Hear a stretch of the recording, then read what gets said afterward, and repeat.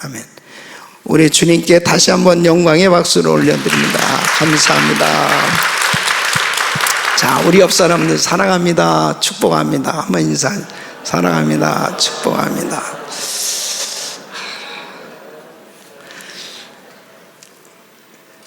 여러분은 사랑하는 사람이 있습니까?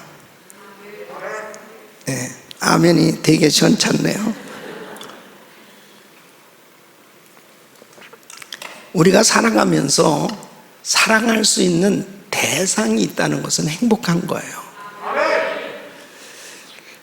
여러분, 신앙생활은 영원히 사랑할 대상을 찾아서 섬기는 것이 신앙생활입니다.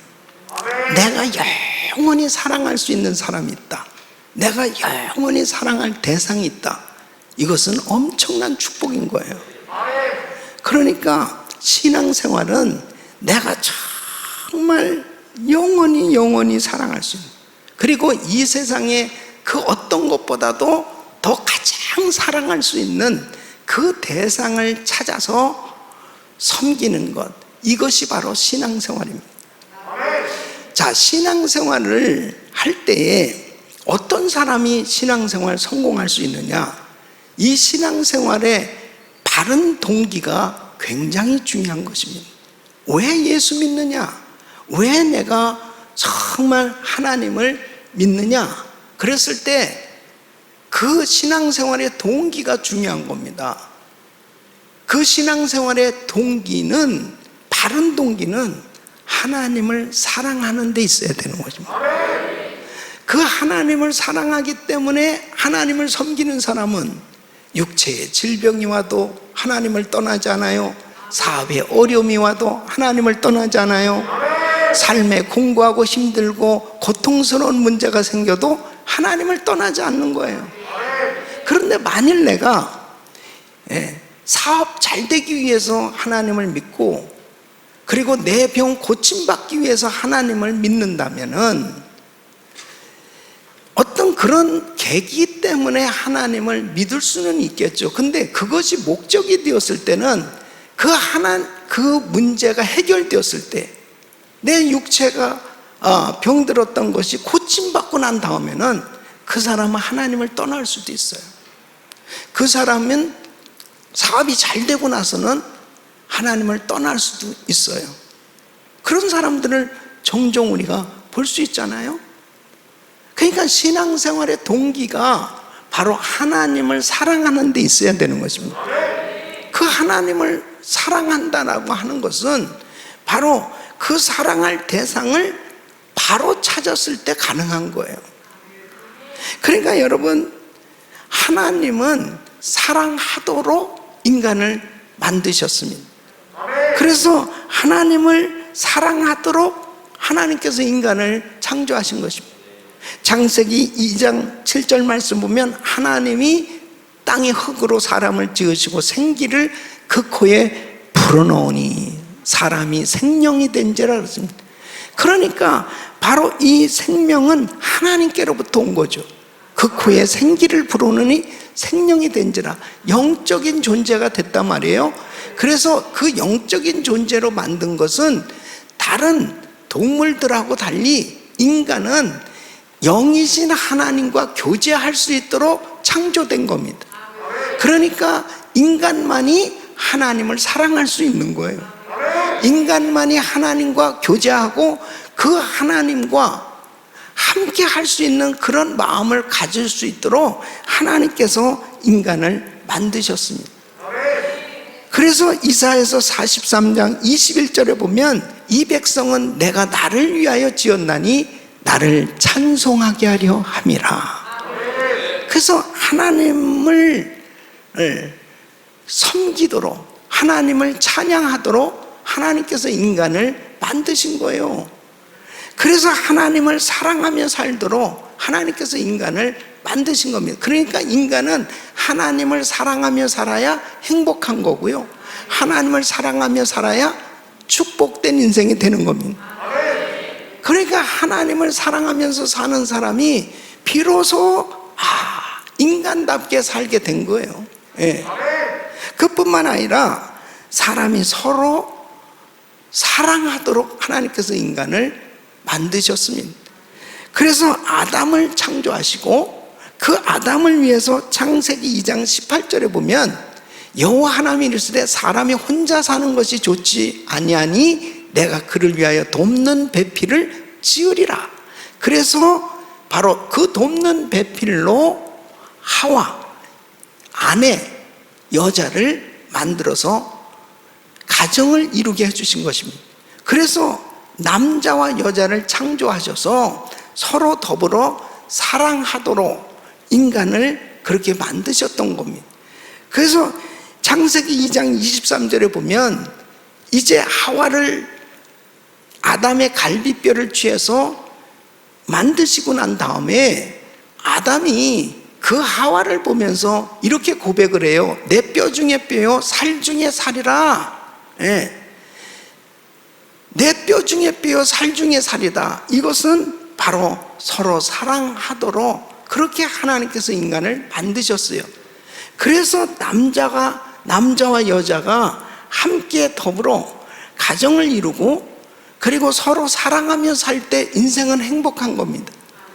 그래서 하나님을 사랑하고 그렇게 이웃을 사랑하도록 하나님께서 은혜를 베풀어 주신 겁니다. 그래서 마태복음 22장 37절로 40절 보면 예수께서 이제 내 마음을 다하고 목숨을 다하고 뜻을 다하여 주 너의 하나님을 사랑하라 하셨으니 이것이 크고 첫째 되는 계명이요 하나님을 마음을 다하고 목숨을 다하고 뜻을 다해서 사랑하라는 거예요. 이것이 첫째 되는 계명이에요. 둘째도 그와 같으니 내 이웃을 내 자신과 같이 사랑하라 하셨으니 이것이 온 율법과 선지자의 강령이니. 그래서 창세기부터 요한계시록까지 이 말씀을 압축하면은 위로 하나님을 사랑, 옆으로 이웃을 사랑, 사랑이 바로 온 율법과 선지자의 강령이다. 바로 성경의 주제는 바로 위로 사랑, 옆으로 사랑. 그럴 때 모든 인생은 복된 인생이 되는 것입니다. 사랑한다는 것은 참으로 복된 삶이에요. 그러니까 중요한 것이 뭐냐? 내 마음에 정말 하나님을 사랑하고 있는가? 나는 정말 이 세상에 그 무엇보다도 하나님을 정말 사랑하고 있는가? 그리고 우리 가정은 정말 내 아내를 사랑하고 내 남편을 사랑하고 정말 우리 가족이 그렇게 사랑의 관계 가운데 살아가고 있는가? 여러분, 우리 인생이 사랑이 빠져버리면 아무것도 아니에요. 행복할 수가 없습니다. 신앙생활의 행복은 하나님을 사랑하는 데 있다니까요. 바로 우리 인생의 행복은 우리 가정이 행복해야 된다니까요. 가정을 무너뜨리고 교회를 무너뜨리려고 하는 것이 사탄막이에요. 왜 그러느냐? 그 사랑을 빼앗아 버리는 겁니다. 하나님 사랑하지 못하게 하고요. 그리고 부부가 또 부모 자식이 형제가 서로 사랑하지 못하도록 사탄은 계속해서 그 사랑을 빼앗으려고 하는 거예요.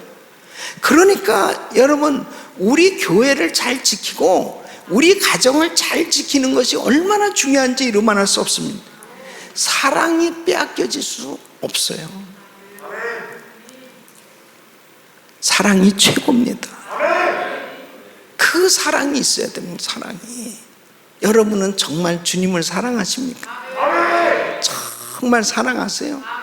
얼마나 중요한 것입니다.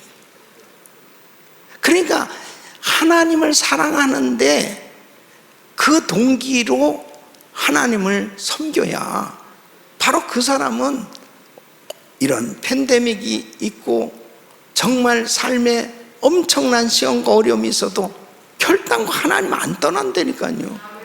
어려움이 오면 어려울수록 더 뜨겁게 하나님 사랑한다니까요. 여러분, 부부지간에도 마찬가지예요. 부부지간에도 어려울수록 부부가 더 사랑하는 그 사이가 되어졌을 때 그게 진짜 사랑이에요. 예? 제가 98년도에요. 구국 집회를 인도하고, 예? 한국이 그때 IMF 때, 예, 얼마나 노숙자들이 많았는지 모릅니다. 구국 집회를 마치고 새벽 거의 1시 정도에 넥타이를 풀고, 예, 어느 목사님과 함께 서울역 지하도를 갔어요. 그렇게 대한민국이 잘 산다는 나라가요, 어쩌면 그렇게 노숙자가 많이, 그냥 서울역에 꽉 찼다니까. 혹시 그때 거기 있었던 분이 여기 계신지 모르겠어요. 예? 왜냐면 그때요, 중소기업이 무너지고, 제가 몇 사람 인터뷰를 해보니까 중소기업 했던 분이야. 그 부도가 나니까 도망 다니다가 그냥 집에도 못 들어가고 그러다가 그냥 거기서 지낸 지 6개월 됐대요. 예. 뭐 노숙자가 또 뭐 다른 사람이 뭐 노숙자 되는 거예요? 한순간에 모든 거 다 잃어버리면 뭐 그렇게 되는 거지. 그런데 문제는 뭐냐면 맨 처음에는 창피했는데 그냥 이렇게 지내다 보니까 이것도 괜찮네요 그러더라고. 예? 근데 다 이 마음에 증오가 있어요. 미움이. 그 아내를 미워하는 마음, 그리고 그 회사의 사장을 미워하는 마음, 막 이웃을 미워하는 마음이 있어요. 그게 뭐냐면 사랑이 빠져버린 거예요. 내가 이렇게 되니까 내 아내가 나를 너무 우습게 보는 거예요. 잘 나갔을 때 이 사람이 이러지 않았는데 나를 이렇게 무시해? 어떻게 그렇게 할 수 있어? 막 오는 거예요. 예? 사람들이 이 미움 증오가 막 가득 차 있는 것입니다. 사랑이 빠져버리면요 지옥이라니까. 근데 마지막 때 징조 가운데 한 가지가 뭐냐면 사랑이 식어지고 그랬습니다. 점점 사랑이 식어지는 거예요. 정말 사람을 믿을 수 없는 삭막한 시대가 되어져 가고 있는 거예요. 그러니까 요즘 같으면요 거리두기 하고 마스크 쓰고 이런 식으로 살다 보면요 이거 도대체 사람과의 교제가 제대로, 친밀한 교제가 잘 안 이루어지는 거예요. 예? 그러니 어떻게 되겠습니까? 점점 멀어지고 사람들이 이상하게 변하기 시작하는 거예요. 너무 이상한 거예요. 막 얼마나 예민해지는지 모르겠는데 조그만 일을 막 싸우려고 대들고 그 다음엔 전혀 여유가 하나도 없어지는 이런 삭막한 시대가 되어진, 이게 말세의 징조입니다. 사랑이 식어지고 서로 잡아주고 미워하며 나라와 나라가 대적하고 그러한 시대가 지금 이 시대 아니냐 말이에요. 이런 팬데믹 상황 가운데서 회복돼야 되는 것은 사랑입니다. 사랑이 사랑으로 회복되는. 그런데 여러분 보세요. 우리가 예수 믿고 은혜를 받고 난 다음에 뭐가 우리에게 가장 공통적으로 오는 게 뭐예요? 사랑이잖아요. 그렇게 목사님이 사랑스럽고 성도들이 사랑스럽고, 예? 이렇게 아멘이 시원찮은 거 보니까 벌써 식어진 거예요. 목사님이 사랑스럽고 성도들이 사랑스럽고 만나면 너무너무 좋잖아요. 만나면 그냥 교회 또 왔다가 또 그냥 아침에도 새벽에도 오고 밤에도 오고, 예? 그냥 자꾸만 오고 싶네. 계속 오고 싶어요. 그렇잖아요. 그렇게 좋아. 그냥 하나님 생각하면 눈물 나고 너무 감격스럽고 좋았는데, 예? 그 사랑이 식어지는 게 위기라니까요. 돈이 없는 게 문제가 아니에요. 사랑이 식어지는 게 문제예요. 예? 저희 교회에 그 전에 여자 목사님이 집회로 오셨어요. 거의 이 지금 한국에서 아주 크게 활동하시는 귀한 목사님인데 아주 능력이 대단하십니다. 그래서 저는 그 목사님 처음 만났습니다. 제 사무실에서 이렇게 만났는데 이 목사님이 나한테 이런 얘기를 하는 거예요. 목사님, 저는 이렇게 큰 교회에 집회를 하게 되면은 제가 꼭 이렇게 마음에 생각을 합니다. 그 목사님을 생각하면서 그 목사님에게 이렇게 내가 딱 마음에 질문을 한대요. 그게 뭐냐면, 당신이 나보다 하나님 더 사랑해? 그렇게 딱 생각하면은 제가 자신이 내가 비록 여자 목사지만 담대한 마음이 딱 생겨진다는, 그게 뭐냐면 내가 당신보다 하나님 더 사랑한다, 그거예요. 근데 왜 나한테 그 얘기를 하냐? 나한테 그 얘기를 하는 게 뭐예요? 그러면 내가 그 질문을 딱 듣는 순간에 그 목사님하고 나하고 둘 중에 누가 하나님 더 사랑하니, 이게 막 계산이 되기 시작하는데 복잡해지더라고. 그래서 내가 딱 결론을 내렸지. 오케이, 그러면 여자 목사로서는 당신이 제일 하나님 사랑하고, 남자 목사로서는 내가 하나님 제일 사랑한다. 그러니까 그냥 결론이 나더라고. 하나님 사랑하는 거 빼놓으면요 아무것도 아니라니까. 여러분은 정말 하나님 사랑하세요? 네? 내가 뭐 때문에 예수를 믿고, 뭐 때문에 내가 열심히 봉사를 하고, 뭐 때문에 내가 그렇게 헌신하고 그렇게 신앙생활을 하고 있을까? 그 하나님 사랑하는 것이 빠져버리면 나중에 허무하다니까요. 나중에 다 내가 뭐 때문에 이렇게 열심히 헌금도 하고 열심히 봉사를 한 거지? 내가 뭐 때문에 그렇게 열심히 예배를 드린 거지? 그 사랑이 빠져버리면요 나중에 아무것도 아니라니까. 그러니까 가정도 결국은 사랑이 빠져버리니까 둘이 그렇게 열심히 애쓰고 수고하고 못했던 것도 다 허무해지더라니까요. 응? 어떤 분이요 미국에 이민 와가지고 투잡 세잡씩 그렇게 열심히 일해가지고 처음에는 이제 원베드룸 아파트에 살았어요. 그러면서 새벽이고 밤이고 둘이서 열심히 일을 해서 집을 장만했습니다. 그전에는 그냥 방 한 칸에서 살았는데 이제는 방이 3개씩이나 되고, 그 다음에 리빙룸도 있고 패밀리룸도 있고, 이제는 이런 집에 이제 살게 된 거예요. 정말 둘이서 죽자사자 일한 거예요. 열심히 일한 거예요. 근데 이 부부가 싸우기 시작하는 거예요. 뭐 때문에 싸운지 알아요? 가구를 들여놓는데 이 가구가 부인은 패밀리룸에 딱 맞는 거라는 거예요. 남편은 이 가구는 리빙룸에 딱 맞는 거라는 거예요. 이것 때문에 가구를 엿다 놓자 이거 가지고 싸운. 그러다 결국 이혼했다니까. 부인이 그러는 거예요.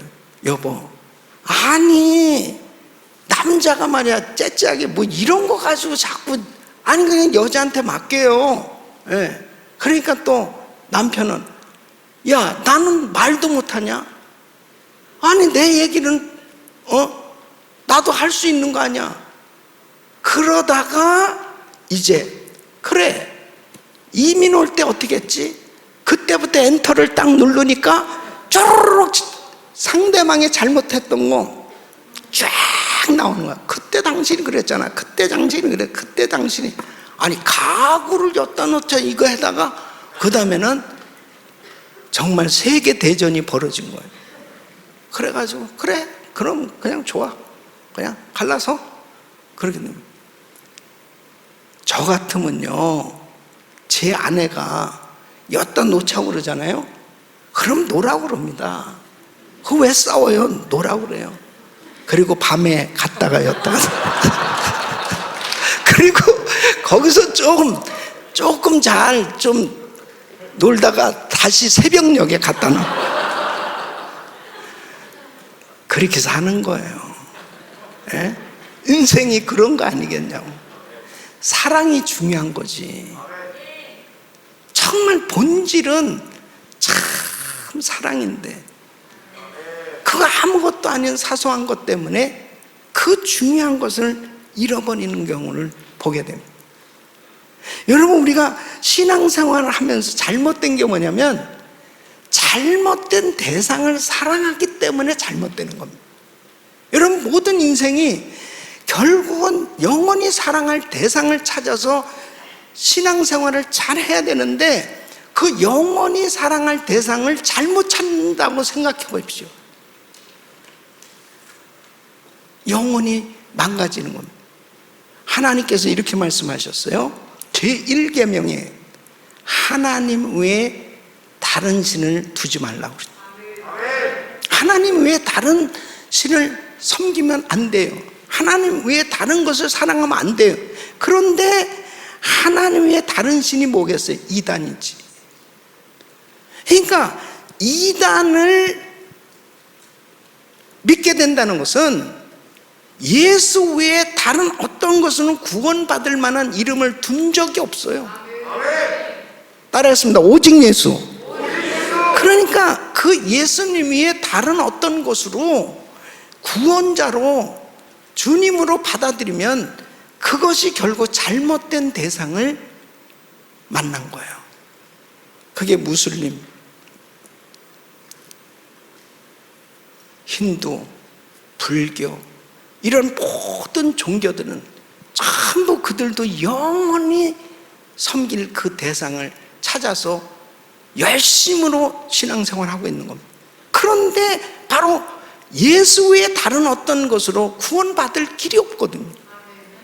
그러니까 다른 신을 섬길 때 결국 영원히 실패하게 되는 겁니다. 돈을 사랑한다는, 돈을 우상으로 섬긴 사람들이 많아요. 만몬에 사로잡힌, 그것도 망가지는 것입니다. 또 동성애, 이것은 절대적으로 돼서는 안 되는 겁니다. 남자와 여자를 하나님이 창조하셨고 지금 미국은 심각한 상황에 놓였는데요. 이 미국의 이 성평등법, 이것은 뭐냐면 성을 얼마든지 선택할 수 있다는 거예요, 인간이. 자, 전 남자잖아요. 근데 어느 날 나 여자 되고 싶다. 그러면 여자 될 수 있다는 거예요. 여자. 그래서 성전환 수술이 가능한 거예요. 이런 부분에 대해서 부모도 18세 이상이 되면 타치하지 못하게 돼 있는, 그리고 보험까지 다 해줘. 이렇게 되면요, 세상이 어떻게 돌아가겠습니까? 이 법이 지금 상원, 미국에서는 하원을 통과했어요. 상원에 지금 딱 계류 중에 있습니다. 이제 투표만 하면 바이든 대통령이 서명할 준비를 하고 있어요. 이것 때문에 지금 계속 싸우고 있거든요, 우리 기독교계에서. 근데 이런 것들이 뭐 미국에서 통과되는 순간 한국은 그런 거 금방 배우거든요. 우리도 그렇게 가야지. 큰일 난 거예요. 이것을 애들 때부터, 유치원부터 이제 서서히 가르치기 시작하는 겁니다. 애들 생각이 완전히 달라지는 것입니다. 그러니까 어느 날 여자아이가 엄마, 나 남자 되고 싶어. 그리고 어느 날 여자를 데려와서 내 남편이에요. 기가 막힌 거예요. 잘못된 대상을 사랑할 때 인생이 불행할 수밖에 없어요. 그런데 이런 세상이 지금 되고 있잖아요. 이런 세상이 되고 있는, 미국은 지금 의식, 앙케이트 조사를 해보니까 동성 결혼에 대해서요 70%가 그냥 예스, 그렇게 해도 괜찮아. 근데 동성애자는 몇 퍼센트인지 알아요? 4%에서 5%입니다. 그런데 어떻게 사람들의, 이 백성들의 의식은 이렇게 그냥 괜찮아? 전혀 이것이 죄라고 하는 것을 알지 못하고 있는 거예요. 잘못된 대상을 사랑하는데 결국 사람도 신앙도 다 무너지는 거예요. 바른 대상을 찾아서 영원히 섬길 수 있는 것, 이것이 바른 신앙입니다. 그래서 우리 신앙생활 잘하는 게 얼마나 중요한 건지 모릅니다.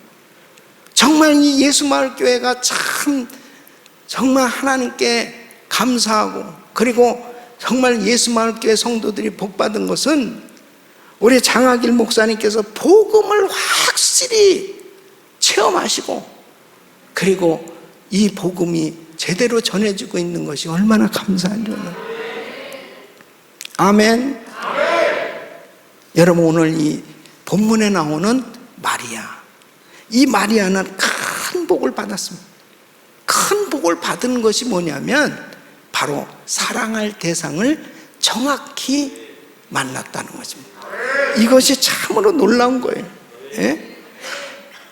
바로 그 예수님 앞에 옥합을 깨서 드릴 수 있었던 것이 메시아, 바로 예수가 그리스도시요 메시아라는 사실이 깨달아졌습니다.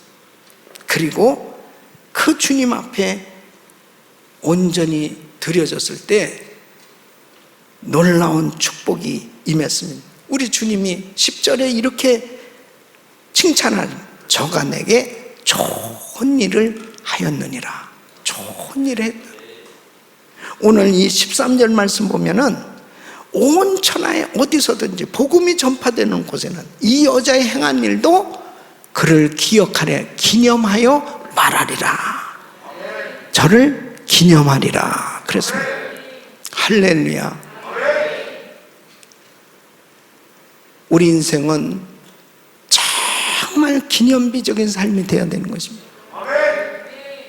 나의 한 번 사는 인생이 정말 하나님께로부터 칭찬을 받고, 그리고 내가 이 세상을 떠나서도 나의 인생, 나의 신앙이 기념되어질 수 있는 내 생애 최고의 기념비적인 삶이 되는 것, 이것이 우리 신앙의 바로 비전이 돼야 되는 거예요.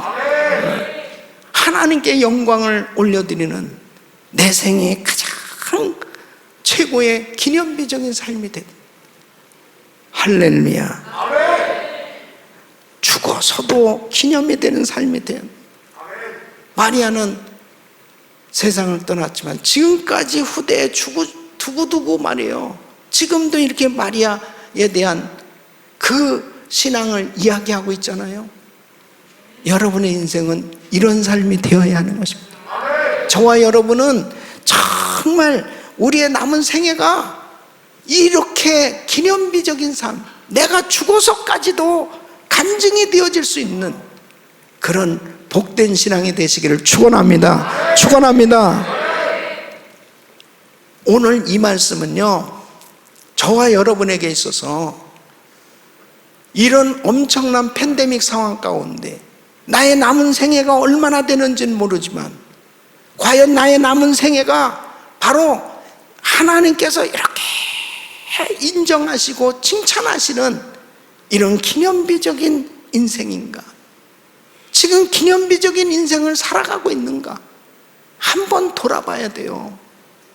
그리고 내가 죽어서까지도 정말 기념이 될 만한, 그렇게 하나님께 영광을 돌릴 수 있는 그런 인생이 될 수 있기를 축원합니다. 하나님 앞에 칭찬받아야 돼요. 나의 신앙이 정말 하나님께 인정이 되고 칭찬이 되어지고 있나 한번 생각해 보세요. 내 삶을 보고 한기홍 목사, 너 정말 잘했다. 너 정말 내가 기뻐한다. 내가 너를 정말 기뻐해. 너의 그 모든 사역을 내가 다 기억하고, 그리고 그 사역을 기념이 되게 해주겠다. 그러면 내 생애 최고의 기념비적인 삶이 되는 거예요. 아무개 집사, 너 정말 내 신앙이 정말 자랑스럽다. 너 정말 멋지게 살고 있다. 너의 삶은 정말 영원히 기억이 될 거야. 영원히 기념이 될 거야. 그런 삶이 되시기를 바랍니다. 한 번 사는 인생이라니까요. 그럼 이 마리아 보세요. 마리아가 무슨 대단하게 공부를 했습니까? 마리아가 무슨 대단한 부자입니까? 예? 마리아가 무슨 뭐 대단한 인물이었냐고요. 그냥 가난한 여인이에요. 평범한 가난한 여인이었어요. 이렇게 평범한 가난한 여인도 주님에게 칭찬을 받고 기념비적인 삶이 될 수 있다면 저와 여러분의 인생은 얼마든지 기념비적인 삶이 될 수 있죠.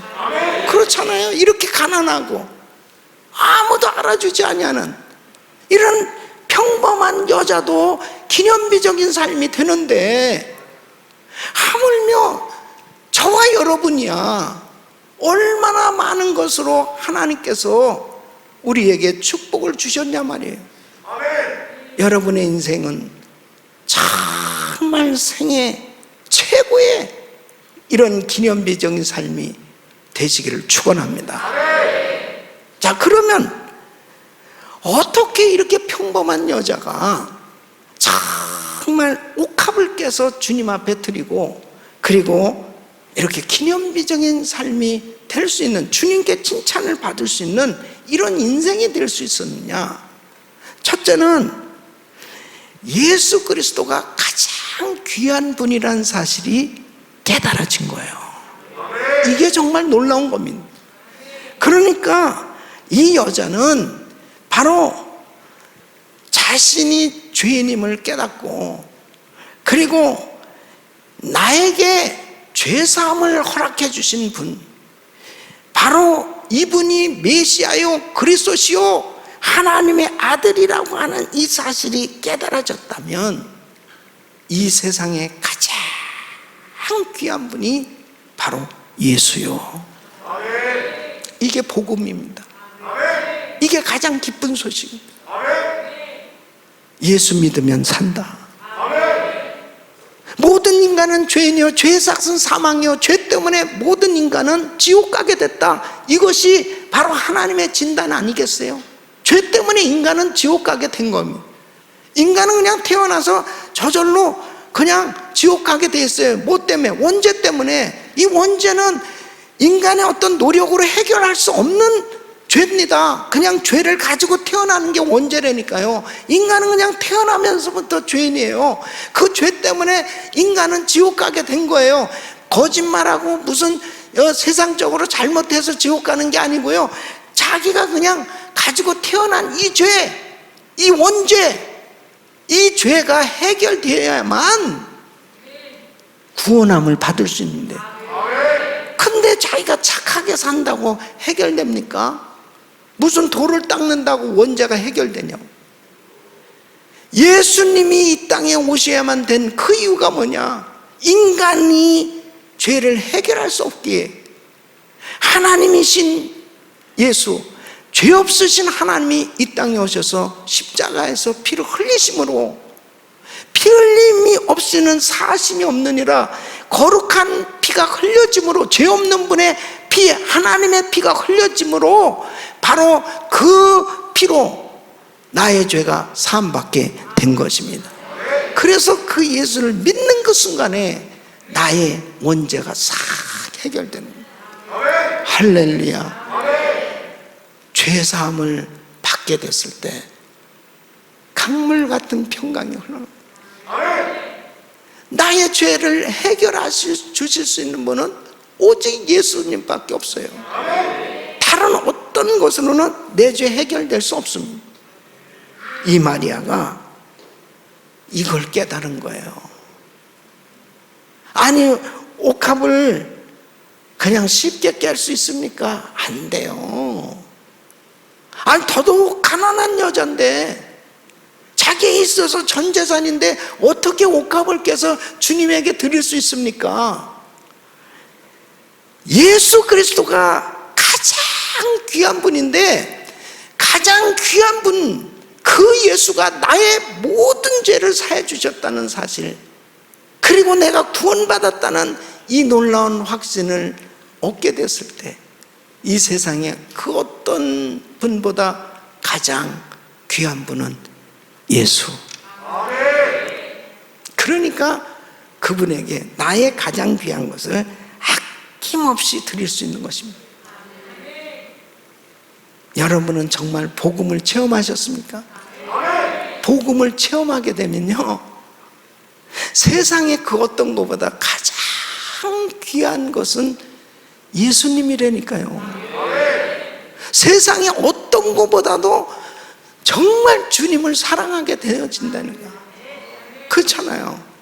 여러분 복음을 체험한 분들은 다 경험하셨죠? 예?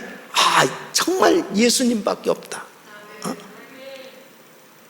갑자기 누구 더 사랑하는 사람이 있나?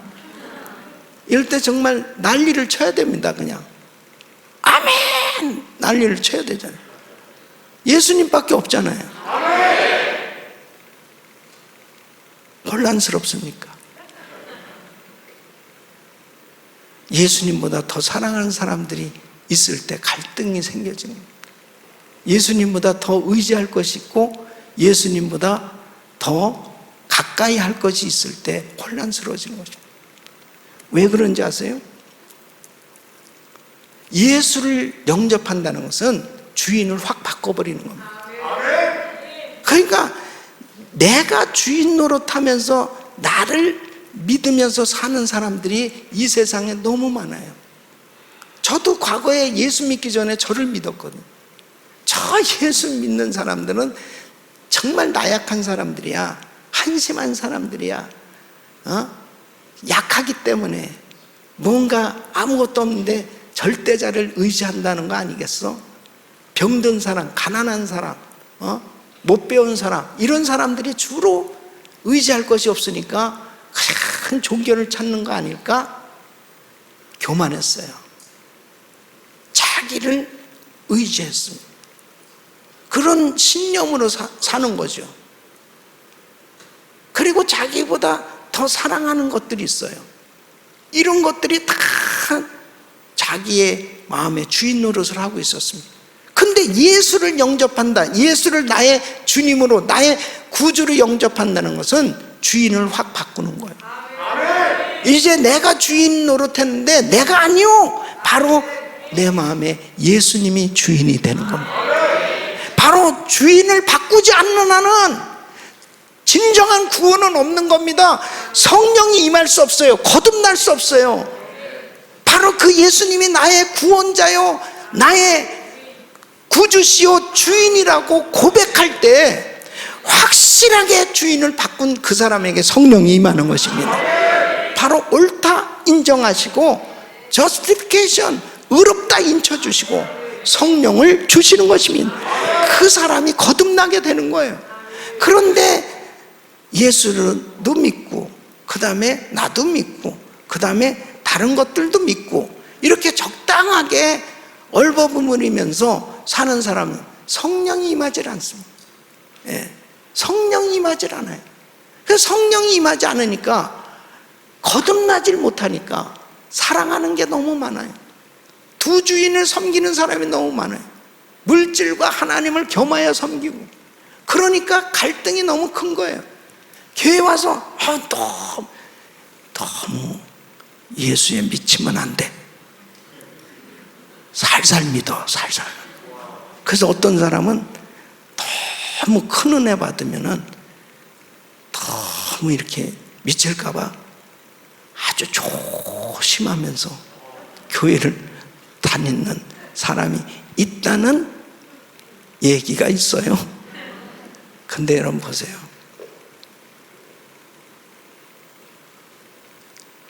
주님에게 미칠 수만 있다면 얼마나 좋겠어요. 안 돼. 안 된다니까. 걱정하지 마요. 안 돼. 주님이 가장 귀한 분이라고 여겨질 수 있다면 그게 축복이라니까요. 진짜 그것이 나에게 깨달아진 그 사람이 진짜 하나님 만난 거예요. 그러니까 이 마리아는 확실히 하나님 만난 거지. 그러니까 예수 외에 다른 어떤 귀한 분이 없다는 것을 깨달게 된 거예요. 여러분, 이것이 복음이라니까요. 복음을 확실히 깨달으면 내 두 주인을 섬길 수가 없습니다. 예수가 나의 주인이에요. 그래서 예수님이 내 마음을 다스려 주시고, 예수님이 나의 삶을 통치하시고, 그분의 말씀에 순종이 되어지기 시작하고, 그분의 말씀이 바로 내 귀에 들려오기 시작하고, 그분의 말씀을 따라 사는 인생이 되어지는 것이 얼마나 행복한지 이루 말씀, 그냥 단순해지는 겁니다. 저도 제가 예수님을 만나기 전에 정말 교만했던 사람입니다. 너무너무 교만했습니다. 그래서 주님을 만나고 나니까요, 와, 내가 너무 큰 죄인이었습니다. 너무 작은 지식 가지고 그 위대하신 하나님을 함부로 판단했고, 함부로 교회를 판단했고, 함부로 예수 믿는 사람들을 비판했고, 전혀 그분을 모르니까. 그런데 그 복음을 깨닫고 나니까요, 얼마나 예수님이 귀한지. 그러니까 제가 주님을 만나고 지금까지요, 한결같은 마음으로 그렇게 신앙생활 할 수 있는 것이 바로 그 복음을 깨닫고 나니까 주 예수보다 더 귀한 분은 없네. 그냥 예수님 한 분이면 만족한 거예요. 그냥 얼마나 행복한지 몰라요. 예수님 한 분이면 난 너무너무 행복하고 만족한, 이것이 주님을 만나면서 나의 삶에 힘들고 어려운 일들이 많이 있어도요, 그 하나님을 사랑하는 마음이 있으니까 다 해결되더라고. 네, 다 해결되더라고. 하나님 사랑하는. 제가 그 노숙자 집회할 때요, 그때 88체육관에서 처음에 2,000명이 모였습니다. 네. 그 노숙자 집회 꼭 마치면서 이렇게 결론을 해요. 자, 여러분, 이제 집으로 돌아갈 사람, 집으로 돌아갈 사람. 자, 이쪽에 앉으시고. 자, 그 다음에 그때 기도원을 한 군데 정해놓은 게 있었어요. 그 기도원에 가서 성경을 읽으면서 은혜 받을 분 이쪽에 앉아 계시고. 자, 그 다음에 이것도 저것도 아니고 다시 서울역으로 갈 사람은 여기 앉으죠. 그래도 다시 또 여기 일로 오는 사람들이 있습니다. 그러면 그 다시 서울역, 영등포역, 그 용산역, 그런 지하도에서 사셨던 분들, 다시 거기 가겠다는 분들, 그분들을 놓고 제가 이 설교를 합니다. 어떤 설교냐면 부자와 나사로의 설교를 해요. 나사로에는 거지로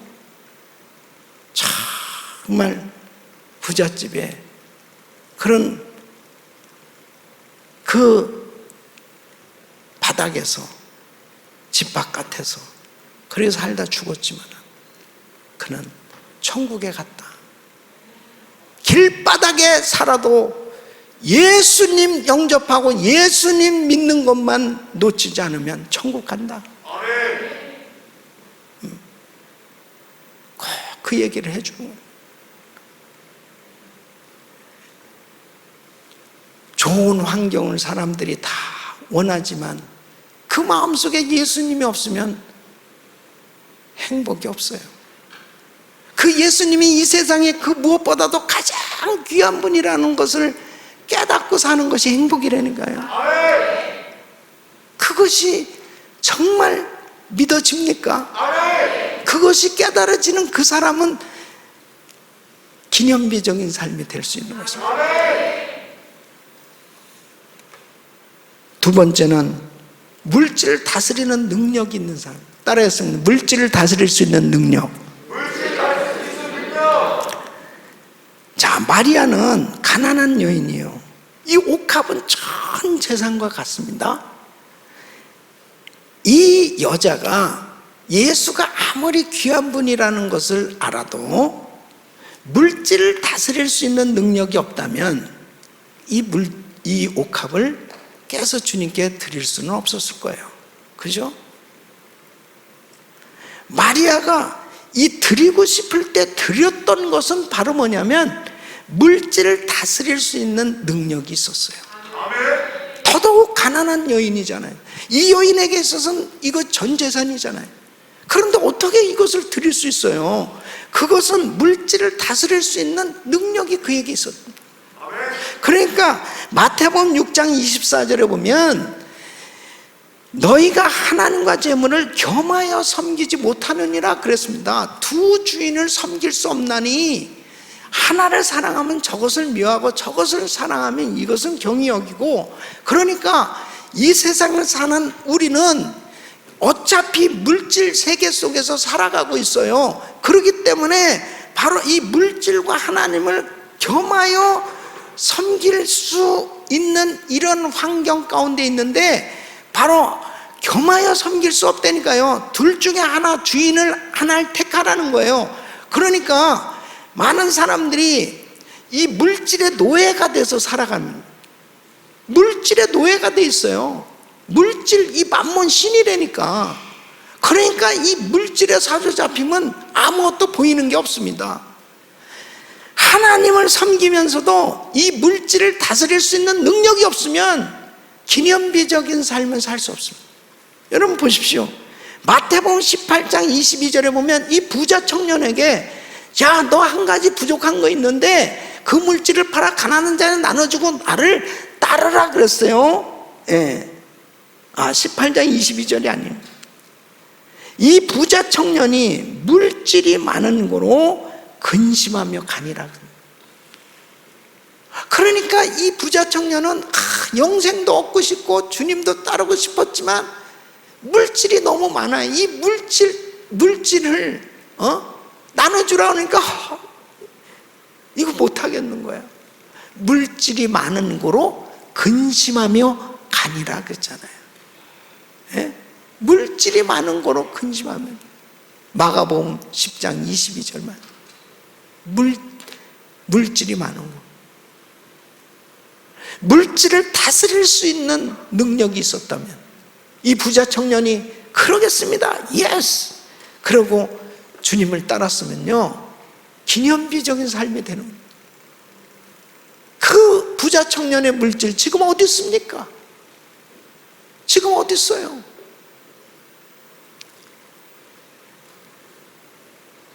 제가 주님을 만나고 나서 이제 신학교를 가고 막 하나님께서 많은 은혜를 주셨습니다. 그 너무 감격스러워서 주님, 제가 이 몸을 주님께 드리겠습니다. 이 가난한 신학생이 뭐 드릴 게 있어야지. 너무 막 기뻐가지고 하나님 이 몸을 바치겠습니다. 그렇게 막 기도를 하는데 40일 금식 기도에 대한 감동이 막 오는 거예요. 그냥 이 감동이 오니까 할렐루야, 제가 그럼 40일 금식 기도하겠습니다.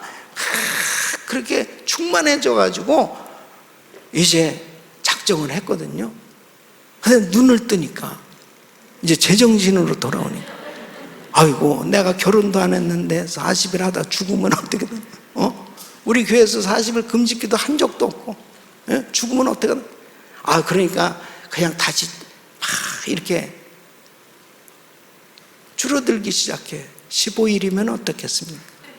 7일이면 어떻겠습니까? 3일이면 어떻겠습니까? 아이고, 신학교 졸업하고 그때 가서 지금 시간도 없는데 막 별 생각이 다 드는 거예요. 여러분, 성령 충만할 때 작정한 게 그게 진짜예요. 그게. 근데 어쨌든 기도만 하면 계속 이게 마음에 막 감동이 오니까 결국은 40일 금식 기도를 하게 됐습니다. 하루에 5시간씩 부르짖고 기도하고 창세기부터 요한계시까지 이 말씀을 계속 묵상을 하고 은혜를 받고 계속 손을 들고 이 몸을 바칩니다. 주님, 저를 사용해 주세요. 제 혈액형을 제 형으로 바꿔주시옵소서. 지저스, 제 형으로 바꿔주시오. 그냥 오직 예수 주님밖에 없습니다. 막 그러면서 충만하게 40일 금식 기도를 마치게 됐습니다. 그 40일 금식 기도 다 마쳤는데 이 몸을 바치겠습니다 했는데, 마치고 난 다음에 저에게 응답이 오는 게 뭔지 알아요?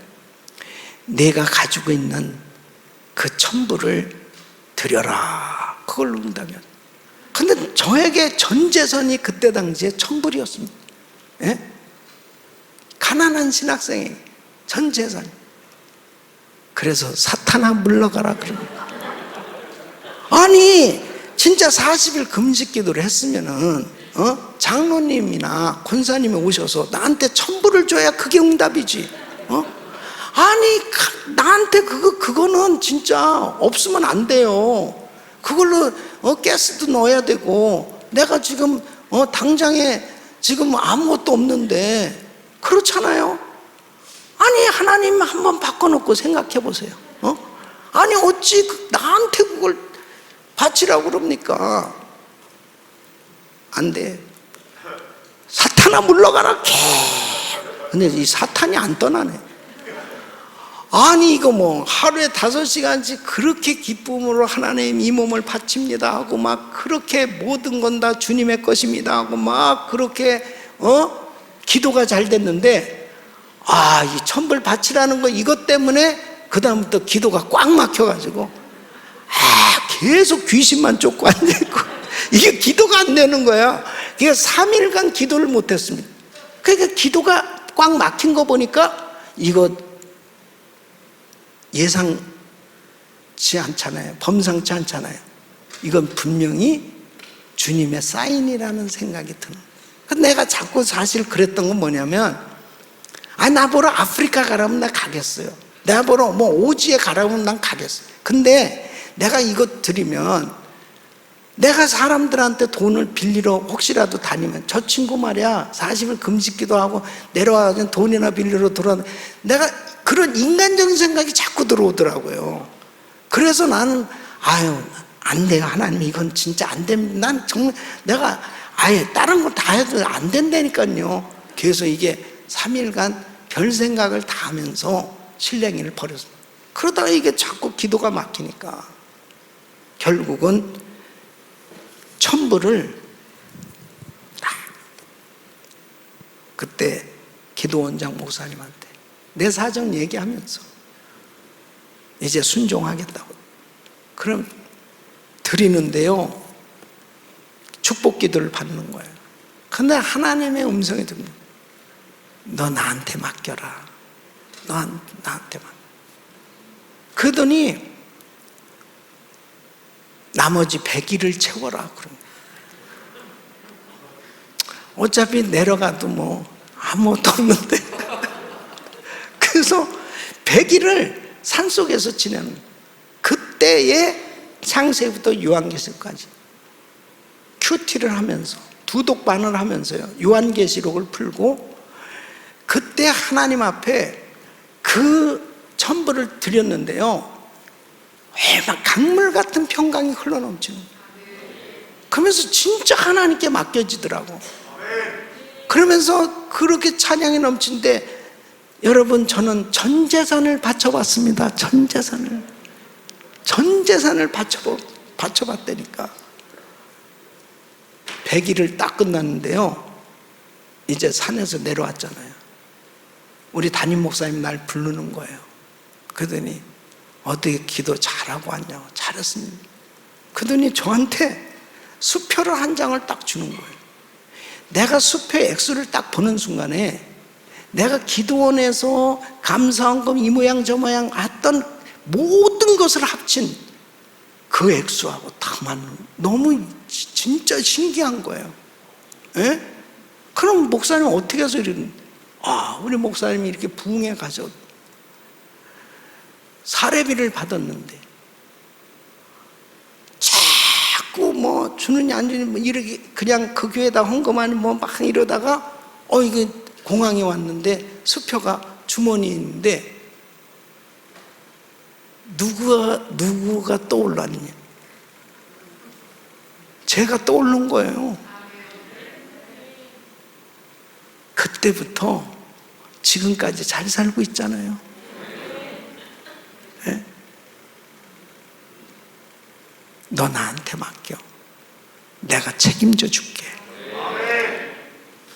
하나님이 모든 걸 다 준비해 놓고 계셨던 건데 내가 괜한 인간적인 생각을 하면서 그때부터요, 물질을 다스릴 수 있는 그 능력을 우리 주님이 주시려고 했던 거. 너 나를 그렇게 의지하고 네가 모든 거 바친다고 그러는데, 네 몸을 바친다고 그러면서도 너 그 전부를 가지고도 너 순종 못 하잖아. 너 그것도 다스릴 수 있는 그런 능력이 없으면 앞으로 목회를 어떻게 하겠느냐? 물질을 다스릴 수 있는 능력이 없으면 너 앞으로 어떻게 살겠느냐? 그것을 깨닫게 해주는 아주 귀한 시간이었습니다. 그게 바로 40일 금식 후의 응답이었습니다. 이 세상을 살아가면서 이 물질을 다스릴 수 있는 능력을 받아야 된다니까요. 그 후로 제가 목회하면서요, 저희가 성전 건축을 하면서, 우리 교인도 여기 와 있지만은 정말 이 성전 건축 어마어마한 건축을 하면서 세계적인 불안 가운데 하나님이 저한테 이런 감동을 주셔요. 이 성전은 세계 선교 때문에 하나님이 선물로 주셨는데, 이 성전이 건축되면 제일 먼저 우리 원로 목사님과 우리 선교사님들을 다 먼저 초청해서, 그래서 세계 선교대회를 해야 되겠다. 마음에 기쁨이 충만한 거예요. 그리고 우리 주님이 얼마나 기뻐하실까. 근데요, 1년 후에 건축이 끝나면 충분히 1년 후에 끝나리라 생각하니 1년 후니까야, 그때로 생각하고 제가 믿음으로 딱 선포했어요. 우리 교회 성전 건축 세계 선교대회를 합니다. 그랬더니요, 그때만 그냥 건축 아니요, 너무너무 힘든 거예요, 재정난으로. 근데 선교지에서 비행기 값 보내라고 계속해서 연락이 오기 시작하는 거예요. 아니 이건 뭐냐 그러니까, 빨리 비행기 표를 끊어야 싸게 끊을 수 있다. 내가 그 생각을 못해서 그냥 건축 끝난 다음에 그냥 발표를 할 걸, 앞으로 될 걸 미리 얘기했더니 그냥 사방에서 오는데 그게 20만 불이라니까. 20만 불, 작은 액수요. 약속을 했으니까 어떻게 됩니까? 그거 해야 될 거 아니에요. 근데 그 건축이 늦어져 가지고 결국은 선교사님들이 그 본당도 완전히 완공되지도 않고, 그냥 체육관에서 세계 선교대회를 하면서도 그 선교대회를 했어요. 물질을 다스릴 수 있는 그런 능력을 하나님께서 부어주시니까 그런 위기 가운데서도 하나님이 기뻐하시는 일에 아낌없이 드렸을 때 우리 주님이 책임져 주신 줄 믿습니다. 그다음부터는 그냥 한번 그런 어려움을 딱 겪고 나니까요, 그 다음에는 하나님 기뻐하는 일이 뭘까, 그것만 생각하는 거예요. 정말 주님이 기뻐하는 일이 뭘까? 물질은 주님이 책임져 주신다니까. 하나님이 기뻐하는 일이 뭘까? 그 물질을 다스릴 수 있는 능력을 받으시길 바랍니다. 그러니까 하나님 앞에 11조 드리는 건요, 그것은 사랑의 표현이에요. 주님께서 나에게 한 주일 동안, 한 달 동안 하나님께서 이렇게 수입을 얻을 수 있도록 주셨습니다. 그것을 표현하는 거예요. 사랑의 표현. 아멘. 이걸 율법으로 생각하면 안 돼요. 하나님 너무 사랑해요. 이거 다 주님이 주신 거예요. 그 사랑의 표현이 11조라는 거예요. 11조는 기본입니다. 기본. 어떤 목사님은요, 11조를 안 한 성도들한테 메일을 다 이렇게 보냈대. 도둑놈들아 회개하라. 그러거든. 야, 나는 그렇게는 못합니다. 어떻게 그런 경거망동한 그런 표현을 씁니까? 저는 이렇게는 할 수 있어요. 도둑분들이여 회개하시오. 이렇게. 여러분, 하나님의 것, 하나님이 주신 것입니다. 사랑의 표현을 하잖아요. 그러면 행복한 거예요. 주님 다 저에게 건강 주죠. 일할 수 있는 환경 주죠. 하나님 고맙습니다. 그래서 11조가 막 더 늘을수록 막 기뻐야 되는 거예요. 11조가 더 늘수록 가슴이 조마조마해가지고, 그러면 더 늘면은 수입이 더 그만큼 많아졌다는 거 아닙니까? 그러니까 이런 기도를 할 수 있어야 돼요. 주여, 우리 교회에서도 11조 가장 많이 할 수 있는 그런 신자 되게 해 주시옵소서. 그 거룩한 욕심이에요. 하나님, 난 정말 내가 무엇으로 하나님 사랑을 표현하겠습니까? 그렇다면 내가 새벽 제단을 정말 항상 쌓으면, 그래도 이 몸을 하나님 앞에 올려드리기를 원합니다.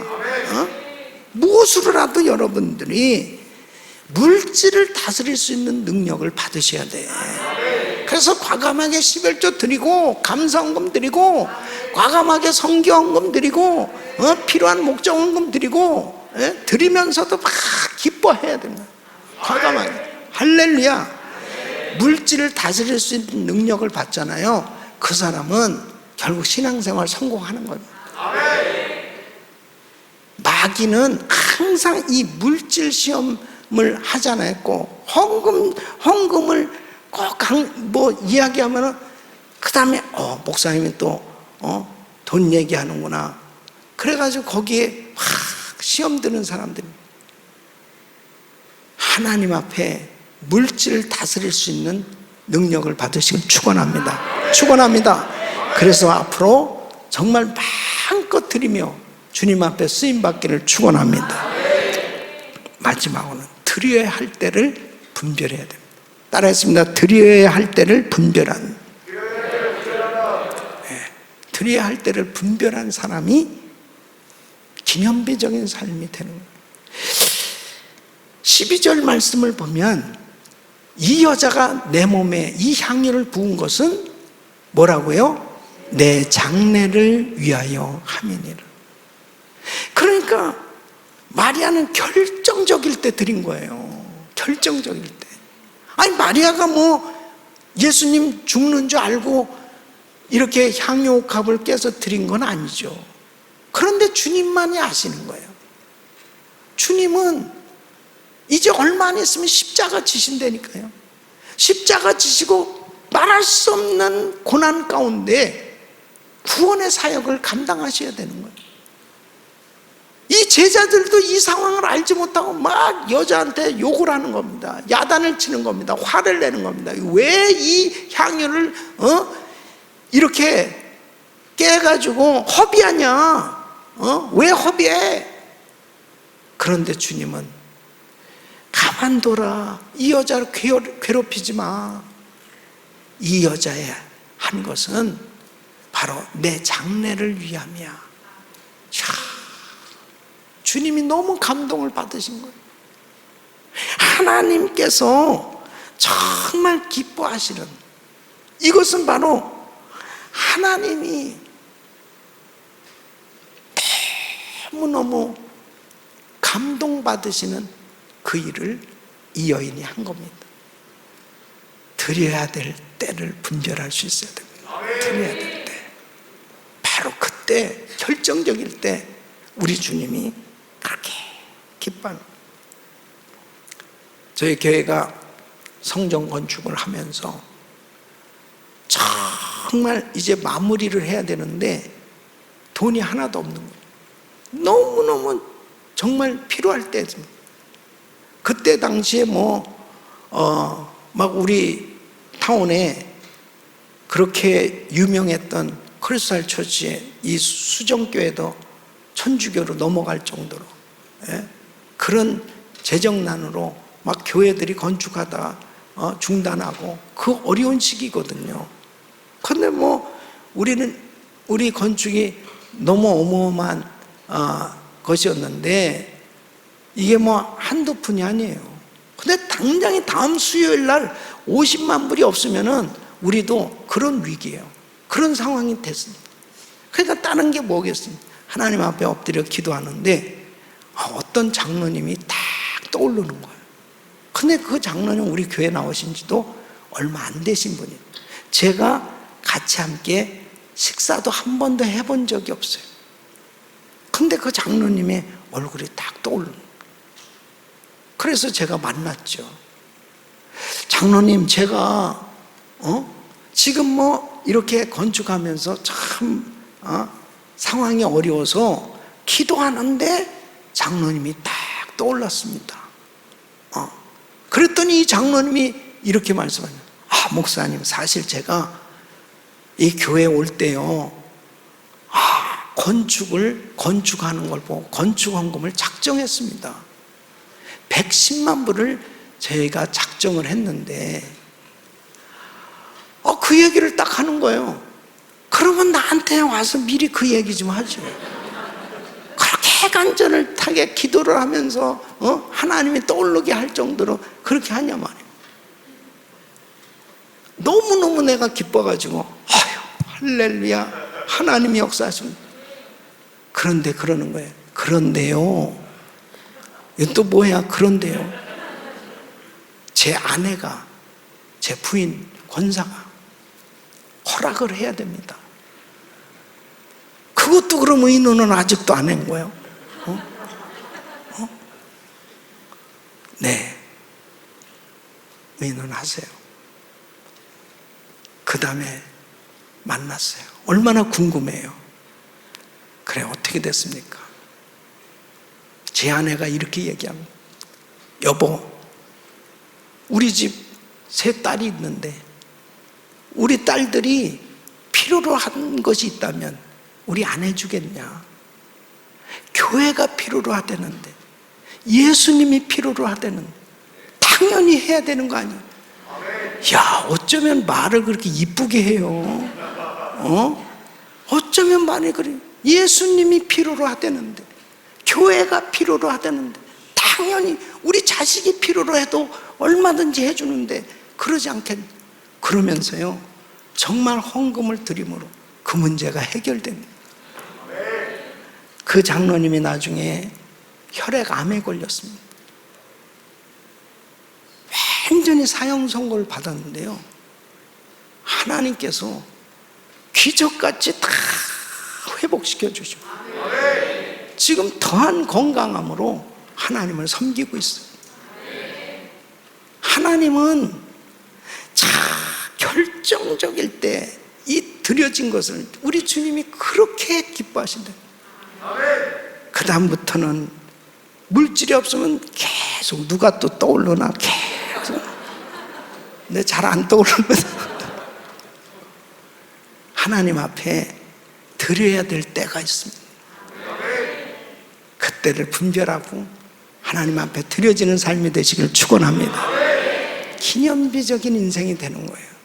정말 여러분의 인생이, 여러분이 하는 모든 범사를 통해서 어떻게 하면 하나님의 이름을 높여드리고 하나님을 자랑하고 하나님을 사랑하는 그 표현이 정말 하나님 앞에 하나님의 교회를 섬기면서 또 주의 종의 마음을 시원케 해드리며 정말 주의 종이 다니면서 곳곳에 복음을 전파할 때마다 바로 우리 예수님이 하신 말씀처럼 이 여자의 이름도 기념하여 말하라 한 것처럼 바로 목사님의 그 기도의 응답이 되어지고, 그리고 메시지가 전해질 때마다 그 간증자로 그렇게 정말 축복의 통로로 쓰임받을 수 있는 여러분들이 되시기를 축원합니다. 축원합니다. 축원합니다. 교회 창립 41주년을 맞이하면 다시 한번 내 신앙은 지금 내 생애 최고의 기념비적인 삶을 살고 있는, 나는 정말 내 신앙을 우리 주님이 보실 때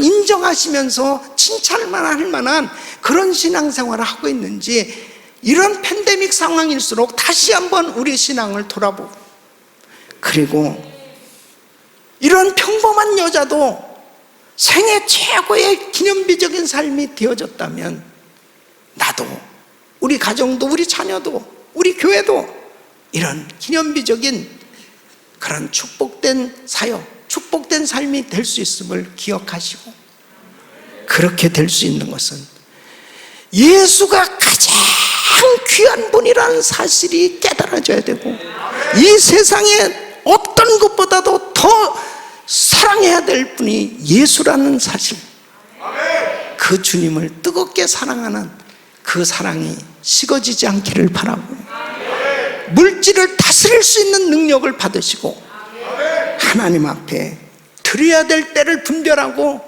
우리 주님 앞에 드려질 수 있는 인생 되시기를 예수 그리스도 이름으로 축원합니다. 기도합니다.